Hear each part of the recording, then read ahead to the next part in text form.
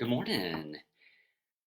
Happy Wednesday. And I know this is a little confusing, uh, but it kind of goes into what I was imagining as I was feeling into what I wanted to share with you and how I might want to connect, right? So I'm lately getting really curious about how we can move from the idea of social distancing and transform that into physical distancing and social connecting. So this is my um, making it up as I go along of trying to enhance my ability to connect and to we're really at a time in our evolution technologically and with our awareness and our global impact to connect socially in ways that were never imaginable even just a couple decades ago.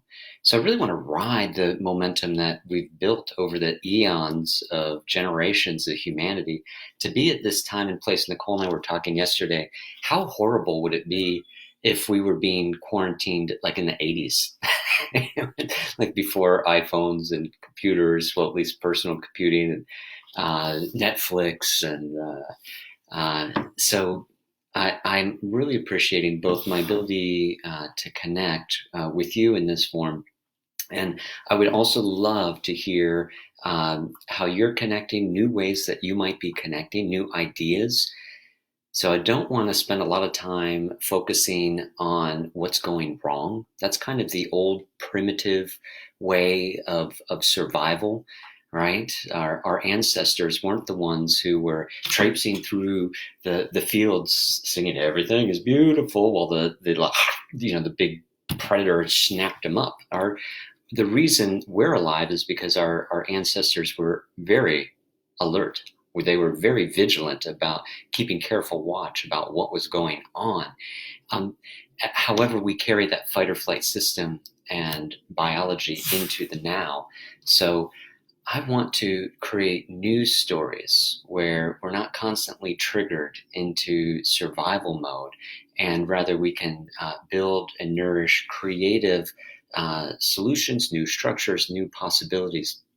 And so today, as I was feeling into what I wanted to share with you, and Jake's over here too. Jake is sharing really good company while we wait for Nicole to wake up.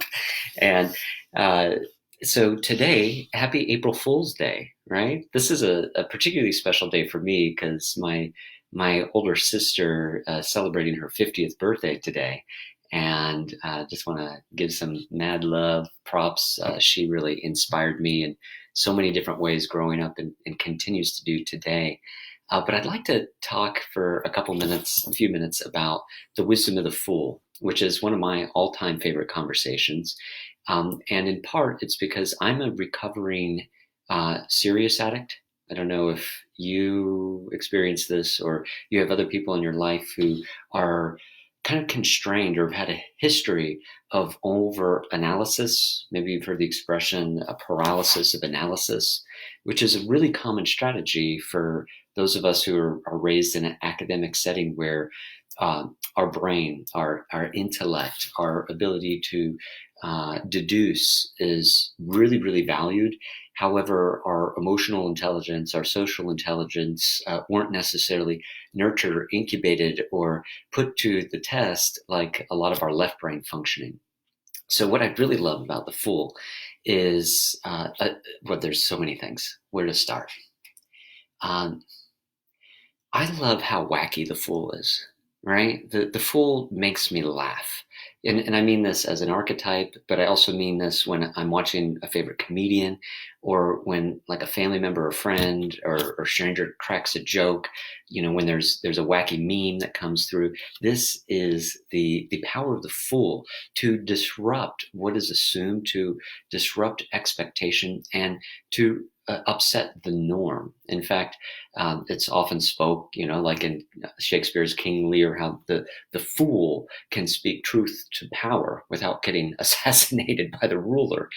And I think we need more fools right now, because if we only take our creativity, if we only take our next steps into uncertainty and in the unknown through explanation, I think we'll get locked and mired in that analysis or paralysis of analysis.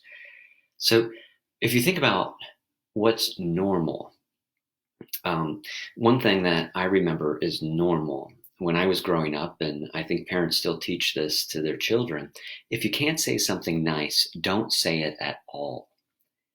So basically, I was raised, and generations of youth have been raised to withhold. Yesterday, we were talking about how if you withhold long enough, then you begin to withdraw, and then you project and blame that everybody else is the reason why you're having trouble. If you can't say something nice, don't say it at all. So what's that teach kids? What's that teach our society? Well, you know, shut your mouth. Don't tell the truth. Don't say what's real. Don't acknowledge the reality that is. And although my one of my life's purposes is to embody loving kindness, I think there's a chasm of separation between um, niceness, being nice on the one hand, and being kind. So, niceness sometimes, if we're coming through the lens of niceness, we won't say something because we're afraid we're going to hurt someone's feelings. Or maybe we won't say something because we're concerned about how they might respond. They might not want to hear this information. Uh, so we kink the hose. We stop ourselves from expressing our truth. Whereas kindness, and sometimes this is an incredible act of empowerment.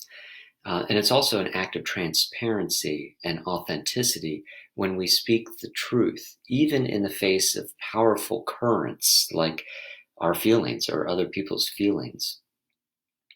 So how, and I'm wondering now, because the fool asks more questions than necessarily looks for answers. And I really want, in this quivery edge of the unknown, in this time of trepidation and uncertainty, and as we like literally are on the precipice, we are on the edge of the cliff between what we know and what we don't know, just like the fool in the tarot deck with one foot on the cliff and one foot just getting ready to step out, kind of like Coyote, Wile E. Coyote in the Looney Tunes, just getting ready to step out into the unknown. How can we breathe into that space that hasn't yet been created? And I think wonder and asking questions, these are the superpowers of humans, of human beings, our imagination. So noticing my head's tilting. That looks straighter. I'm wondering, why does my head look crooked, and how often am I crooked and I don't even know it? One of the superpowers of the of the fool is being whacking. I bring this up a lot when I'm teaching yoga or qigong, because a lot of times we're taught to fit in and to get along and to do what everybody else is doing. I had a psychology professor in college who said the norm is pathological. I think that's pretty true, right? The norm is pathological. You know, how we oftentimes ask people, "How are you doing?" But we're really not interested in how they're actually feeling and what's going on. And they start talking about emotions, or we're like, "Whoa, wait a minute, no, no, no, no, no." The norm is pathological. If you can't say something nice, don't say it at all. You know, leading to all this omission of the truth. Um, so I want to favor that space of the non-ordinary. You know, instead of the normal, ordinary, what's expected, because expectations and assumptions, whether they be cultural or familial or tribal, expectations and assumptions have their own weight of resistance. And when we go through the lens of the fool, of the open hearted, laughing, joking, uh, absurdity of what is, it drops us into our heart space. You know, we don't have to think like, is this an appropriate or inappropriate time to laugh? Sometimes before we have the ability to socially edit ourselves, we're just laughing at something that maybe we shouldn't. That's the power of the fool, to speak truth to these different artifices or structures that might be reining us in, or these different power structures of the past that are more about power over. Right? Culturally and historically, we're into sports, and most all sports, there's winners and losers. And as a kid, I never understood, why are people so enamored by this activity, you know, these sports and these alliances and loyalties and decades of commitment. I don't get it. It kind of sucks because half of the group is going to lose, you know? And so what I'm looking at as I imagine taking this big leap and stepping into the unknown, as I go into the extraordinary, the non-ordinary, the extraordinary realm of the Fool, that's about curiosity, about wonder, about describing instead of explaining, right? So good joke, you don't have to explain it. Uh, Sometimes when we try to explain, the mind, the old way of winning and losing, and the mind will try to figure this out. Why is this going on? But a lot of us are going to the why question. And the why is seductive for a few reasons, but it's also ultimately unsatisfying. The why is this going on, is looking for, so this is Jake is looking, why are those ducks squeaking outside? He's going to go investigate. Why leads us to explaining what's going on, as if we could explain reality, as though we had the faculty or the brilliance to understand all of existence from the dawn of time till now, and we could somehow encapsulate it in a few witty or intelligent phrases. Explanation will always lead us limited in our experience. Socrates, one of those pretty bright guys, according to philosophers, what he's known for saying is, I know. What I know is that I don't know. What I know is that I don't know. The Fool entertains that space like it's home, the not knowing, the the idea that if I can't know absolutely everything, if I can't be omnipresent or omnipotent about all of existence from the beginning of time to the end, how can I really know anything? What I know is that I don't know. Try that on. Try on, I don't know. And would you be willing to be okay with, I don't know? So our left brain's going to jump in and be like, well, I have some information. I have a little data. I've been I've been crunching these numbers in your sleep. And, I have a few messages from a download that I've been looking through the numbers and, what the figures and analysis say. So the mind, the old way of winners and losers, is that our mind wants to get out of fear. We want to get out of stress. And so we're familiar with the fight, flight, and there's also freeze. And there's also faint, where you just you don't actually pass out, but your wits become unavailable to you. But if you look at that second category of the stress response, flight, it's not only running away from a predator, but fleeing, flight. We can also, when we get stressed, a lot of times we flee into the mind. We flee into analysis of, if I could just figure this out, if I could explain it away, then I will feel better. Why is this happening? And it's seductive because the mind will create temporary relief by figuring things out. The mind gets the goodies of, aha, I've got that morsel of understanding. If anybody asks me about it, I can repeat this package story and this nugget of information, all in this very wrapped up, presented package. And here's the explanation. I know. And it gives us this false sense of security that, okay, now I can allay my fear. I can hang it back up in the closet and not worry about it. But the key is fleeing up, right? Fleeing into our mind, or fleeing into the future. If I could just figure out the best strategy, if I could just get something together so I know step 1, 2, 3, 4, 5, and I can extend it out for at least past quarantine, at least past, the summer, at least past the next fiscal quarter, then I can feel better. But this is a flee. This is a stress. This is actually a fear move that only creates temporary relief. What will create lasting relief is for us to claim and own our feelings in the moment.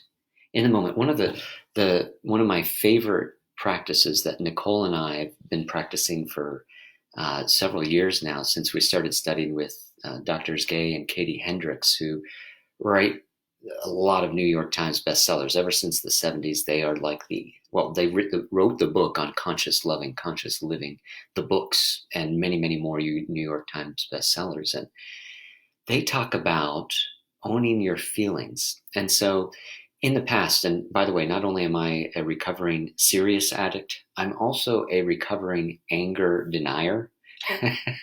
I was brought up with the idea that anger can't possibly serve any useful, helpful, compassionate purpose, so we should just get rid of it entirely. Like anger just leads to rage and violence and vitriol and cruelty and hatred, so let's just get rid of it entirely. And what I ended up experiencing for the first couple decades of my life is repressed anger, is swallowing my feelings, is not expressing, hey, no, no. There is a such thing as healthy anger. And when we own the feeling, like, I feel angry without explanation, or I feel sad. In fact, like try this little thought experiment. Be a little foolish and silly with me for a moment. And imagine you're if you like shopping, especially clothes shopping, or even if you don't, try on some new garb. Imagine you're in the wardrobe, the dressing room, and or maybe your closet, and you're trying on I haven't seen that outfit. Oh, I like these colors. Try on, like you're trying on clothes, these different statements. I feel angry. Now resist the temptation to explain it. Because a lot of times we'll say something and we'll either try to explain it or we'll apologize. I'm sorry. I'm sorry I'm crying. I'm sorry I'm sad. I feel sad. Just try that on without the explanation. Just float the question. And you might be or you might not be. I'm not having you say this because it's true for you. I'm having you say it so you can use your own built-in biofeedback mechanism of your body intelligence, your emotional intelligence, your IQ, your mental intelligence, to assess, is that actually true for me? As I try on the wardrobe of, I am scared, is there any truth? Where do you feel it in your body? Or is it like, nah, not really? And whatever your experience is fine. It's perfect. What healing, from the Greek halen, to make whole, healing is the practice of wholeness, of inclusion, of not just doing all the joy and happiness and appreciation, gratitude, but the full spectrum, the full kaleidoscope of emotions include anger and sadness and fear. And if we only try to choose certain emotions, we will limit the flow of our faucet.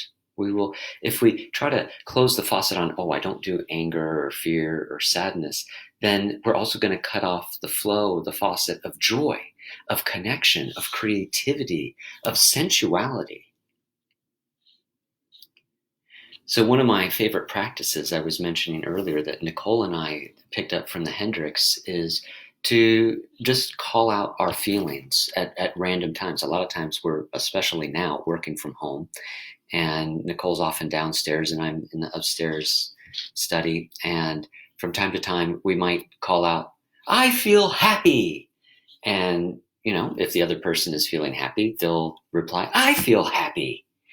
But without explanation, just putting it out there. So also trying on, I feel happy, or I feel creative, or I feel connected. And maybe it's true for you or not. Maybe those clothes, the fabric feels right, or maybe not.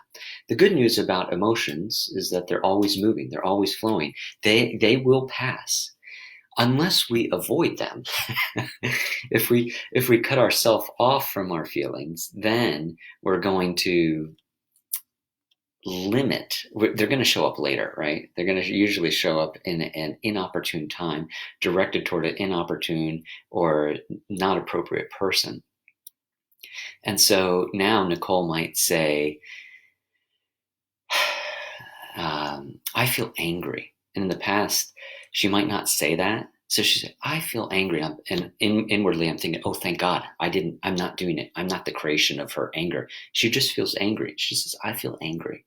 Or I might say, last night I was going to bed, and as we were going to sleep, I usually go to sleep earlier, she brought up, wow, we might have to change our plans for leading a yoga retreat in France in June. And I noticed as I felt into that, my right TMJ got really tight. And I said, oh, when you say that, my right jaw is feeling tight.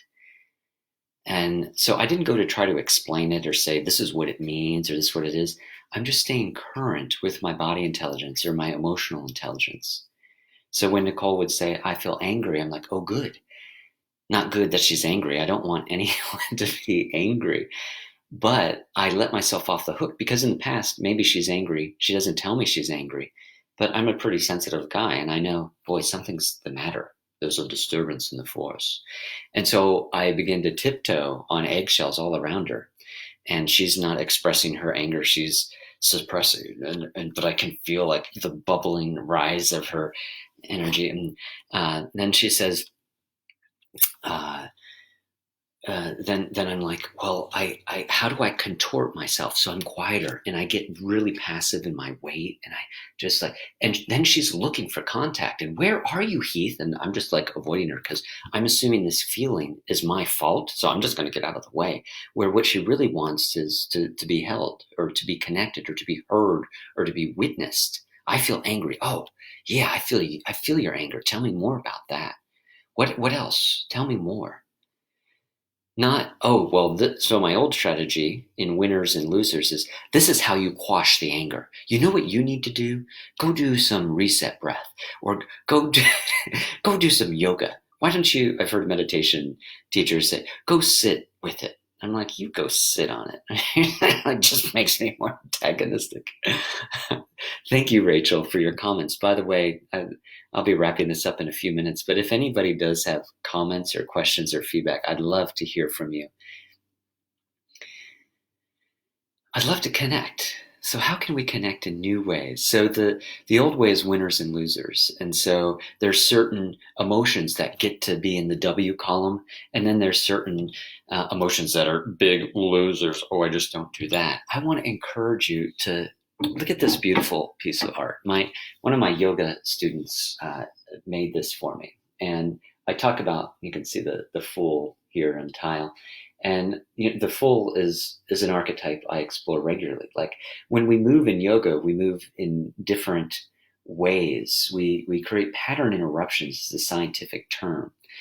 And here's Jake. She even put in, and I love that the mosaic has different textures. There's a bhagwan. There's just this is just stunning. It's beautiful. Buddha and pagodas. It just speaks to. I teach a lot of qigong, and I get a lot of inspiration from the East and the West. We don't have to limit. We talked about Socrates, where we get our awareness. Yeah, Marguerite, words are powerful, and when we don't speak, if we swallow our words, if we say, well, I don't want to upset anyone with my feelings, or I'm just going to swallow my fear, sadness, because it's not nice. I'm going to look for the appropriate time to say this, or once I have a strategy of when the right time is, and once I have the right explanation, then I'll share it. You're going to miss the moment. There's going to be a gap between your experience of your feelings and your expression of your feelings. And that will pull us out of alignment. That pulls us out of integrity. Integrity is when our inner world, our inner experience, and our outer world, our expression, are in alignment. And if we swallow our feelings and say, oh, I'll do that later, I ain't got time for this feeling, then we're cutting ourselves off from the currents of power, the presence of the moment that will uplift and help fuel and channel. An unexpressed emotion can last years. An unexpressed trauma or drama can last decades. In my experience, an expressed emotion, even if it's in crisis mode, even if it's in unwinding of trauma, oftentimes is about 10, 15 minutes max of sorrow, of grief, of angst. It doesn't mean that that feeling or experience will be totally resolved in 10 or 15 minutes, but the full emotional peak and wave of feelings is relatively brief, sometimes just a few seconds or a few minutes. But we think, well, if I express this feeling well, it will never end. Well, the reverse is true. If I don't express it, it's going to keep coming up over and over and over. Being like the fool invites us to just blurt without a plan, a strategy of action to describe what's true for me right now. My story isn't true. My story is arguable, right? I can make up stories. And by the way, our memories are incredibly fallible anyway. So even what we think is true is totally arguable. But when we describe on the level of physical symptoms, so right now I'm feeling a sensation in both sides of my jaw, but it feels more like an opening into my ear canal. That's unarguable, that sensation. I'm feeling, I'm feeling some bubbling excitement, and it feels like it starts down in my belly and it kind of weaves and undulates up through my center. That's unarguable. Just consider describing instead of explaining. When we get into the why is this happening? There's always finger pointing. We go into triangulation, the drama triangle of hero, villain, and victim, and we just hamster wheel into blame, complaint, and criticism. Instead, I want to leave you with the wisdom of the fool, to be foolhardy, to lead with our heart, to find some type of expression. This morning, as I was led to do the 5 Tibetans, which is a series of 5 different movements from the Tibetan tradition of yoga. The first one's spinning, and you spin like a kid with your arms out. You spin and spin and spin, maybe your eyes closed, and you spin. And I spin till I feel dizzy, and then I go a little further, and then I stop and spin the other way. So maybe like invent a new movement. Get willing to be wacky. The norm is pathological. If we're doing everything the normal way, the way it's been done for eons, then there's winners and losers and survival of the fittest and might makes right. I am so friggin' tired of that story. I want to create a new story where we can play together. I want to create a playground where all boats rise on the same tide, where we uplift each other, where we create and coordinate and triangulate relationships of social connectivity, where we're all receiving mutually benefit, mutual generosity, mutual upliftment, mutual inspiration. Find the people or find the resources in your life that light you up, that line up with your integrity, your core values, and connect and get curious. Yesterday, one of my dear friends, 20 years relationship, who lives elsewhere. Hey, good morning from Vegas. Every day's like Sunday now. That's right, Patricia, in the comment box. One of my friends called and said, hey, I want to collaborate. I want to create a new class. So we're talking, we're going to announce a new class. What I've been noticing these last couple of weeks is, which I didn't understand as a child, was what is it? Necessity is the mother of invention. And so the current situation, the current necessities of physical distancing, I don't want to call it social distancing. The current necessity of physical distancing requires that we show up in new ways. And the joy for me is that I get to make it up. I mean, really, Nicole and I for 20 years have been making this crap up. We made up a job for ourselves, continuing education providers, leading massage therapy and movement therapy classes and retreats around the world, and we're still making it up as we go. And now we're making up online classes. The benefit of being a small mom and pop company is that we're incredibly agile, and in 24-hour time period, we decided, well, let's do a webinar on cupping massage, which we're doing this Saturday. If you're interested, there'll be more on livingmeta.com. And wondering, What other inventions can we create? What other new connections and relationships? And get really foolish, get silly. Oh, there's the trash. So Jake is still in the animal mind of winners and losers, in guarding and protecting.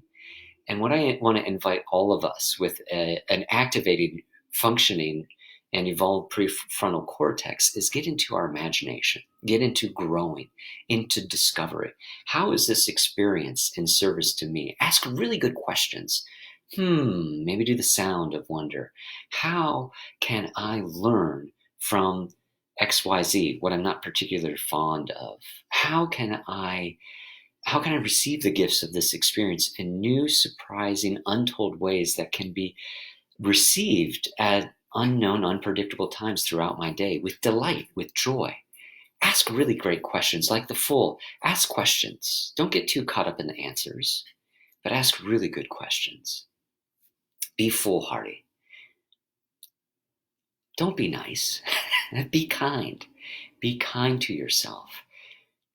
Be kind for your feelings. Give your feelings the dignity and honor they deserve by expressing your heart. Let your heart be known. I know John Paul from Orlando is just coming. We were supposed to see you this week. I was supposed to, Nicole and I teach in Orlando for 5 days, different massage therapy CE classes. And now I'm here with you. So a different configuration. And I hope to be in Orlando in July, by the way, July and August. So until we meet again, I would love if you have anything curious, anything that you want to wander into. Again, I'm just making this stuff up as I go along. I get curious the night before, in the morning of, before I chat with you and see what the universe wants to upload or download. And then I just kind of blurt, let it be messy. Because emotions are messy, but they're also the keys to the palace of the supreme center of feeling at our heart. Our heart knows the truth, oftentimes before our head. So speak your truth. Let your truth be known. Let your heart be known is my foolish April Fool's prank, I guess, for you. April Fool prank everybody that you know, if you'd like, by telling them how you really feel. That'd be pretty foolhardy. Maybe not everybody, but the people who you know who will love you and adore you and who are willing to play in your playground of healing. Healing to make whole. Include all your feelings and be open. And would you be willing? I wonder if you'd be willing to enjoy all your feelings. I wonder, as the Fool might wonder, I wonder if you would be willing to enjoy everybody else's feelings too. It doesn't mean you necessarily approve of them or like them, but being open and willing to entertain them all. Just take a deep collective breath together, maybe a couple like that, in through your nose, maybe a little sighing out and open mouth. I'm available. If you want to connect with me on our Living Meta, Facebook, or email info@heathandnicole.com. Let's keep making new connections. Let's see what kind of new world, new possibilities, new social connections we can create in this time of physical distancing. I'll be back here at 8 a.m. Pacific, 11 Eastern tomorrow morning. I have no idea what I'm going to blurt about. I would love if you have things you want to blurt about, you can put in the comment box or let me know, and we can co-create a conversation together. Sending you lots of love, lots of loving kindness. I don't want to be nice. Nice is a 4-letter word to me, especially if you take it through the idea, if you can't say something nice, don't say it at all. Be kind. Tell the truth. Create that inner integrity, that architecture for your consciousness, whereby your inner experience matches in the moment your outer expression. And what's true for me, my inner experience is I feel really uplifted in the center of my heart. I feel this upward expansion in sharing this. And I'm going to keep doing this. This is fun. I like this. I would like more interaction, though. I know I'm craving more interaction. So in the future, if you're willing, I wonder if you'd be willing to give more comments next time if you happen to join me. Sending you lots of love from my heart to your heart. Pachamama. With big boatloads of loving kindness to you and yours. Namaste. And as the fool would say, no mistakes. No mistakes. All right. Until next time.